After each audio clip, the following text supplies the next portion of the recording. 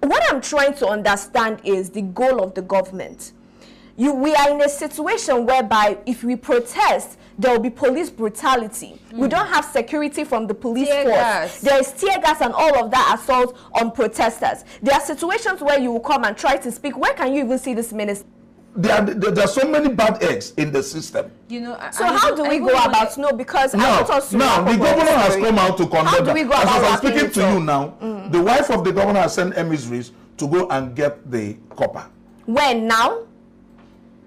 I'm just telling you, this has just happened recently. No, it happened a month ago. I am not telling you 2 days. Listen, now? I'm just telling you 2 days ago, emissaries has been sent to go and get the girl. Do you think it was because this went viral? So would the governor be in his office and know what is happening there? He said he knew about it, that when it happened, don't worry, let me answer. They said he knew about it when this happened and it was brought to his table. And what they did was to dismiss them, that they were placed on suspension for a while. Now I was asking, the initial question I asked was, is this enough? The dismissal, is that enough? Okay, now hear this. Now let me say, because I like being factual about things I do.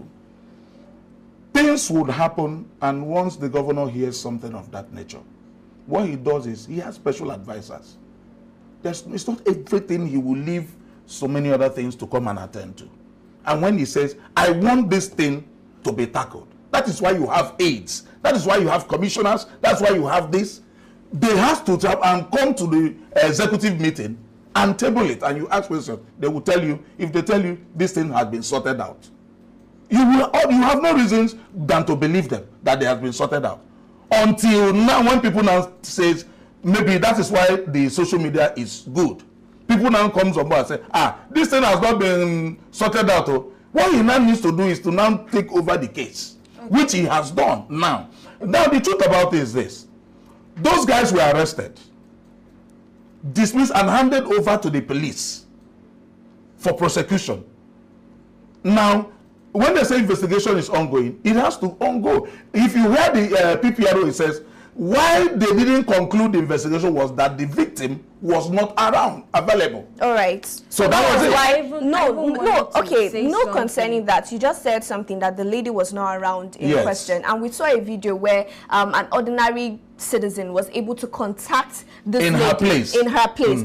Is it that, was it the distance that was a problem for them? As I'm speaking to you, yesterday or 2 days ago as well, the Honorable Commissioner of Youth in Anambra State, the governor sent some emissaries to Delta State to go and see the governor of Delta State. Because the lady is... That's what I wanted to know. So I'm just telling you, there are a lot of things that are... they have because I just feel like, talking about social media, I like the fact that you said that social media has helped to bring this thing to the attention of the government. Yes, because the same social media that we're talking about now is the same social media that over... 13 million pages were taken down by the federal government, saying that the comments were offensive. And I just wanted to... Was it only comment they talked about? No, yes, he said that the posts that they made were offensive. And I just wanted to ask, do you think now that the government is sort of controlling the social media, that this is the way to go moving forward? I want to start with you, Ifoma. Like I said before, these people have, this set of persons, they have misplaced priority. You have areas that you're supposed to pay keen attention to and make sure that you effect change in all of them. But no, you go about banning, taking down social media pages. Now, I don't have a problem with what you're trying to do. Maybe you're trying to regulate or sanitize the social media platform so that any form of fake news or misinformation will be curbed. You understand? But at the same time, there are still people, well-meaning Nigerians, that this is going to affect. Okay. I mean, it affected some persons, even though they said that some persons pleaded, and their accounts were reinstated. But at the same time, out of how many persons did you restore their account? You just asked that question.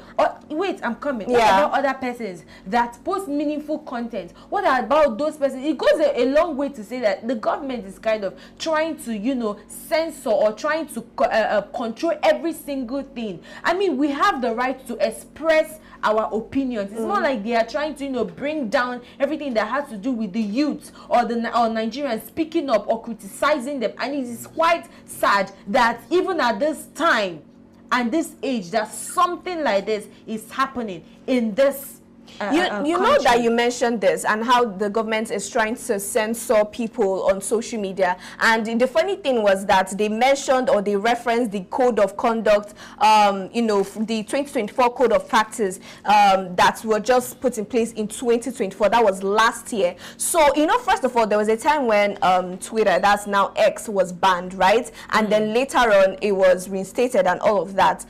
What I'm trying to understand is the goal of the government. We are in a situation whereby if we protest, there will be police brutality. We don't have security from the police force. There is tear gas and all of that assault on protesters. There are situations where you will come and try to speak. Where can you even see these ministers? We don't have any way we can talk to these people. We can talk to these politicians. The single the one tool that we have to air our views, like the situation that happened in Anambra, without the existence of social media, it would not have been possible. The governor is too busy to know about a core member called Jennifer. Nobody knows about her until now. And now we are having this situation whereby the pages, the social media pages of people, over 13 million social media pages across TikTok, X and Facebook are being taken down. And now I'm asking, is it that the government want to so censor social media in a way that we will not have a means of airing our views? What are your thoughts, Mr. Daniel? Well, like I said, and I'm going to say again, the government is our institution, and that's, you know, they have every right in some certain things they are doing. And I want to say, if 13 million media, whatever, social media this thing was taken down, then it means there was some certain things that was seen that was not right. I like being factual. Yes. I need now, yes, I understand. Now, in as much as social media helps us to find out the gospel truth and some aspects, but let's look at some of the things that are being posted on the social